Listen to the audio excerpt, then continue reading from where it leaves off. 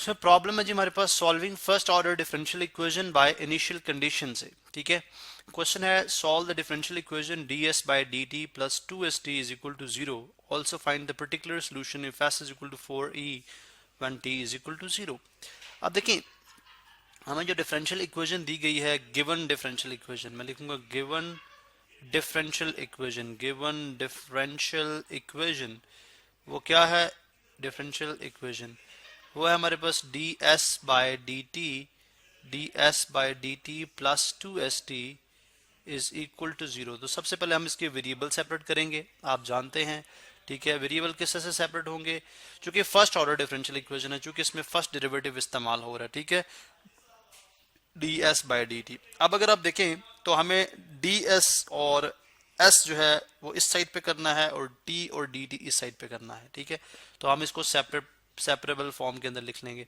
ये बन जाएगी जी ds/dt इज इक्वल टू, बन गया हमारे पास -2st, बिकॉज +2st था, इधर जाके क्या हो जाएगा -2st। अब अगर आप देखें तो आप s को इस तरफ ले आए, s अगर इस तरफ आ जाए और dt इस तरफ चला जाए। ठीक है, तो ये बन जाएगा ds over s over s, यानी s इधर मल्टीप्लाई हो रहा था, इस तरफ आके डिवाइड, और dt इधर डिवाइड हो रहा था, जाके आ जाएगा मल्टीप्लाई, -2t dt।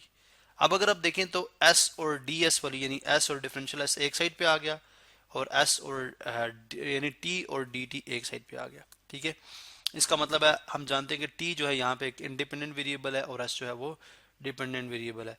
तो हमारे पास ये बन गया, ये बन जाएगा d, यानी इस तरह कर लें 1 over s ds is equal to -2 coefficient है और t dt। यहाँ पे दरअसल मैं इंटीग्रेशन का साइन अप्लाई करने जा रहा हूँ, इंटीग्रेट करने जा रहा हूँ।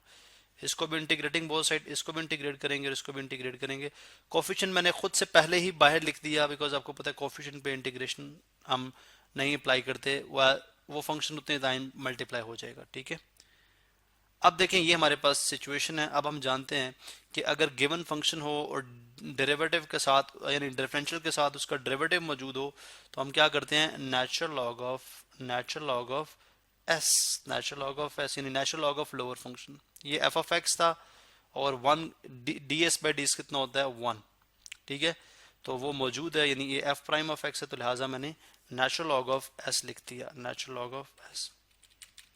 और हम फर्ज करें कि एस जो है वो पॉजिटिव होगा, हम असूम कर रहे हैं, अदरवाइज हम एब्सोल्यूट लिखते हैं, लेकिन हम बात करें कि एस होगी, वैल्यू पॉजिटिव होगी, इज इक्वल टू -2, और ये फंक्शन है और साथ इसका 1 डेरिवेटिव है जो कि डी टी के साथ मौजूद है, लिहाजा इस पे पावर फार्मूला टी की पावर 1 + 1 ओवर 1 + 1।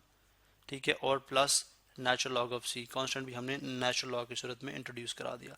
ये बन जाएगा natural log of S is equal to -2 T square, यानी टी स्क्वेयर आ जाएगा, टी की power 2 over 2 plus natural log of C plus natural log of C, 2 से कैंसिल, तो ये आ जाएगा हमारे पास नेचुरल लॉग ऑफ एस और plus natural log of C, इस तरफ आगे क्या हो जाएगा, minus natural log of C is equal to T square. अब ये भी बात हम जानते हैं कि अगर लॉग आपस में अगर लॉग सब्ट्रैक्ट हो रहे हो तो उनको कंबाइन किया जाए तो क्या हो जाएंगे, डिवाइड। तो natural log of S over C बन जाएगा, क्या बन जाएगा, एस ओवर सी। यानी अगर मैं दोबारा से इनको एक्सपैंड करूंगा तो natural log of S minus natural log of C बनेगा। लॉग के थ्योरम्स आपने पढ़ रखे हैं। ठीक है, is equal to -T square. और अगर लॉगरिथम को ख़त्म करने के लिए हम क्या करते हैं, दोनों तरफ एक्सपोनेंशियल लेंगे, तो यहाँ से नेचुरल लॉग एक्सपोनेंशियल से कैंसिल, ये आ जाएगा S over C is equal to, यहाँ पे आ जाएगा E raised power minus T square. लिहाजा नेक्स्ट हमारे पास ये क्या चीज़ आ जाएगी, एस इज इक्वल टू आ जाएगा C E raised power minus T square. अब ये तो एक जनरल सोल्यूशन आ गया, जनरल इक्वेशन आ गई। ठीक है, अब हम क्या करेंगे, अब हमने इस पे इनिशियल कंडीशन अप्लाई करनी है, अप्लाइंग इनिशियल कंडीशन, ताकि सी की वैल्यू, चूंकि ये अभी जो सोल्यूशन है ये एक जनरल सोल्यूशन, हमें सोल्यूशन चाहिए स्पेसिफिक। ठीक है, हमें क्या चाहिए, पर्टिकुलर चाहिए या स्पेसिफिक चाहिए, उस खास कंडीशन के लिए apply apply initial conditions. Initial conditions क्या हैं, मैं भी आपको बताता हूँ। इनिशियल कंडीशंस, वो इनिशियल कंडीशन क्या है जी, हमें स्टार्ट में गिवन है, यहाँ पे देख सकते हैं आप कि जब s is equal to 4e होगा तब t कितना है, 0।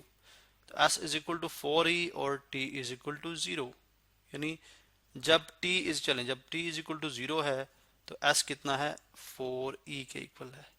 तो लिहाजा इस पे अप्लाई करें, s की जगह लिखेंगे 4e, बल्कि मैं कलर चेंज कर लूँ, s की जगह मैं लिखूंगा 4e इज इक्वल टू c, और e की पावर टी, 0 का स्क्वायर माइनस 0, 0 जो है साइन नहीं हो करें, साइन की बात नहीं उसमें, तो e रेस्ट पर 0 कितना होता है, 1 होता है। e रेस्ट पर 0 जो कि किसके बराबर होता है, 1 के इक्वल होता है। तो लिहाजा c किसके बराबर आ गया, c आ गया 4e के बराबर आ गया। किसके बराबर आ गया, 4e के बराबर। ठीक है, तो इसका मतलब है अगर आप ये वाली जो, दिस इज इक्वेशन नंबर 1, अगर इक्वेशन नंबर 1 में ये c की वैल्यू पुट कर दें, हमारे पास s किसके बराबर आ जाएगा, s इज इक्वल टू आ जाएगा 4e मल्टीप्लाई बाई e की पावर माइनस टी स्क्वायर।